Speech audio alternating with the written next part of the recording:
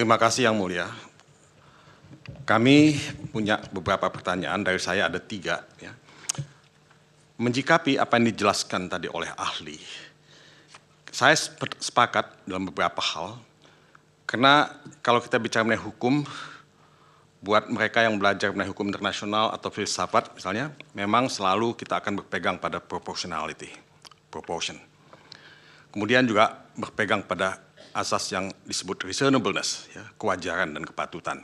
Dan juga sebetulnya kalau kita mau lihat lebih jauh, yang disebut universality, ya, berlaku untuk semua. Nah, dalam konteks ini, ketika saudara ahli bicara mengenai Bawaslu nomor 8 2022, saya kira prinsip-prinsip ini juga harus mengikat, ya, kita dalam melihat peraturan perundang-undangan. Ya. Nah, saya tidak melihat itu akan membatasi kewenangan MK, hanya sebatas perhitungan suara, perolehan suara, dan perbedaan perolehan suara. Saya kira MK itu menjalankan, ya, tunduk taat bukan saja kepada konstitusi, tapi terhadap konstitusionalisme. Jadi mesti dibedakan apa yang disebut constitution dengan konstitusionalisme. Nah, konstitusionalisme inilah yang menjadi pegangan buat MK dalam melakukan refinting, dalam melakukan ijtihad. Nah, jadi saya melihat, ya, dalam konteks ini MK seyogyanya memang punya kewenangan untuk menyelesaikan persoalan-persoalan konstitusional, walaupun tadi saudara ahli mengatakan itu harusnya limitatif kalau bicara mengenai TSM, ya, itu ada di Bawaslu. Saya hanya ingin bertanya, ya, apakah dalam Ya pemirsa, sidang sengketa Pilpres masih berlangsung, tapi kita akan membahasnya ini dengan 2 narasumber yang sudah hadir di studio kami saat ini. Ada Vincentius Mendrova dari tim hukum TPN Ganjar Mahfud. Selamat pagi Bang Vincent. Selamat pagi. Baik, ya. Selanjutnya ada Bang Martin Simanjuntak, tim hukum TKN Prabowo Gibran. Selamat pagi Bang Selamat Martin. Pagi.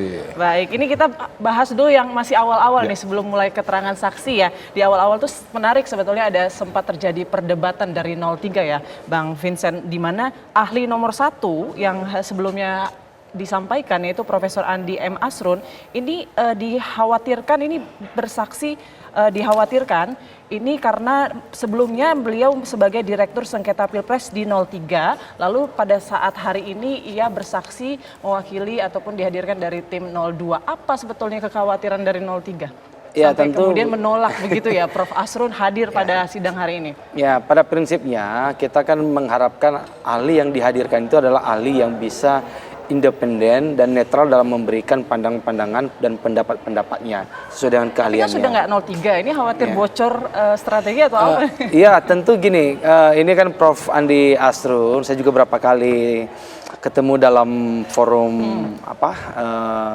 media gitu ya.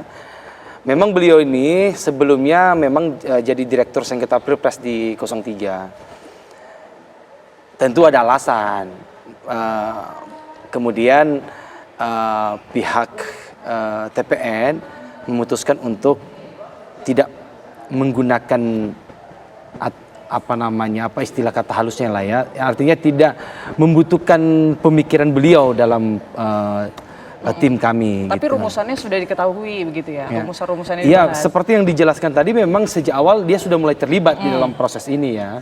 Itulah kemudian kami keberatan bahwa patut diduga ini tidak lagi netral dalam memberikan pendapat. Itu poinnya di sana gitu. Karena sudah menjadi bagian dari tim kami, bahkan ikut terlibat dalam diskusi-diskusi. Ya tentu kita tidak mau menolak ahli yang memang menurut kita ahli yang tidak punya konflik of interest terhadap persidangan ini gitu loh. Ya, tapi bagaimanapun kan itu kembali kepada hakim. Tadi kan kita sudah melihat sendiri pendapat ahli Andi Asrun ya.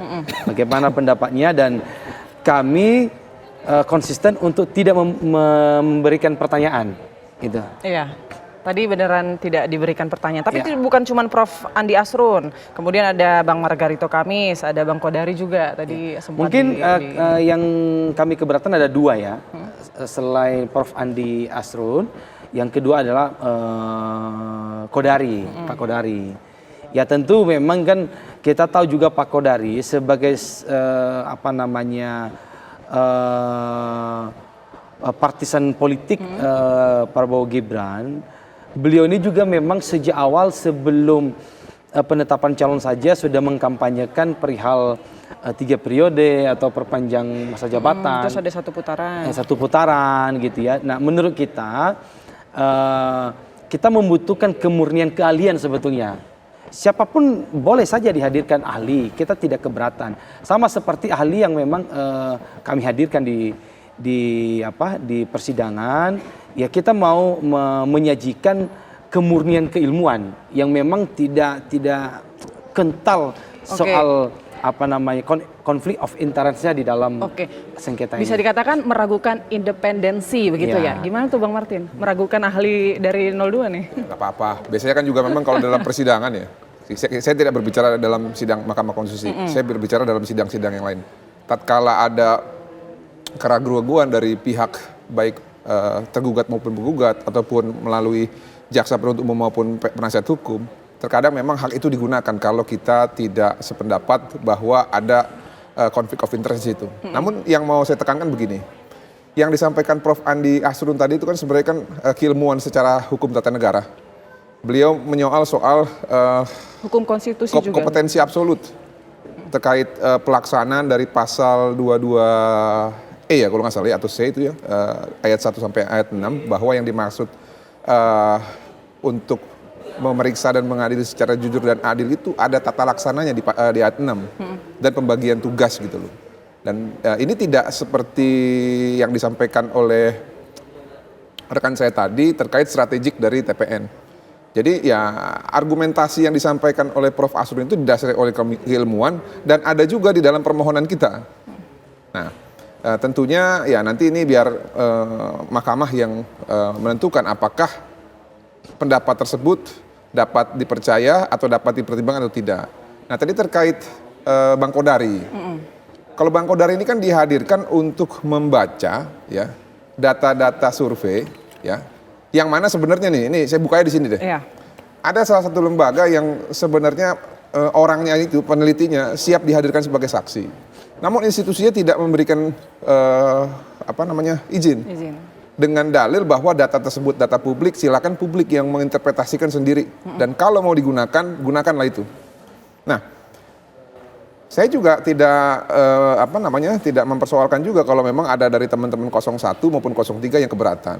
Tapi kan jalannya persidangan ini kan bukan atas kemauan masing-masing pihak.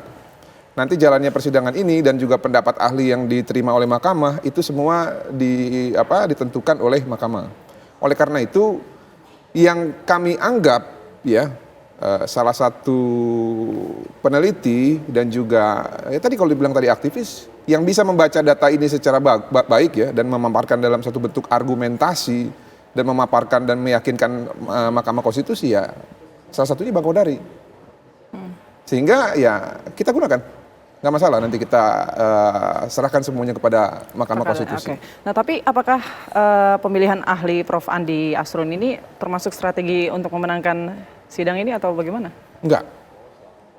Yang pasti bukan strategi kalau dikaitkan dengan tadi ya, dari bekas TPN. Mantan Direktur 03 yang kami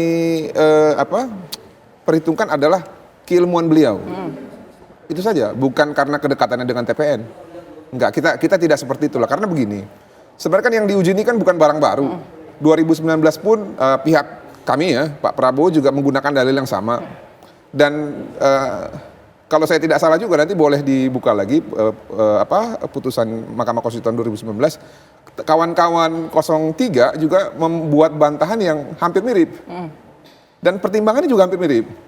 Oleh karena itu ya saya pikir kalau keilmuan kan nggak bisa berubah. Yang bisa berubah itu adalah dukungannya gitu ya. Kalau itu yang dipersoalkan. Tapi alasan kami menghadirkan Prof.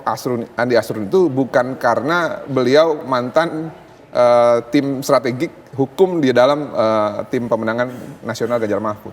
Oke, nah ini mungkin Bang sebelum jauh kita mendengarkan jalannya sidang, mungkin apa dari ahli-ahli yang sudah dihadirkan pada hari ini, apa yang diharapkan mungkin dari pihak terkait, apa yang ingin dibuktikan nantinya sepanjang sidang ini berlangsung. Tapi ditahan dulu ya Bang Martin, kita harus jeda terlebih dahulu. Breaking News TV masih akan kembali sesaat lagi.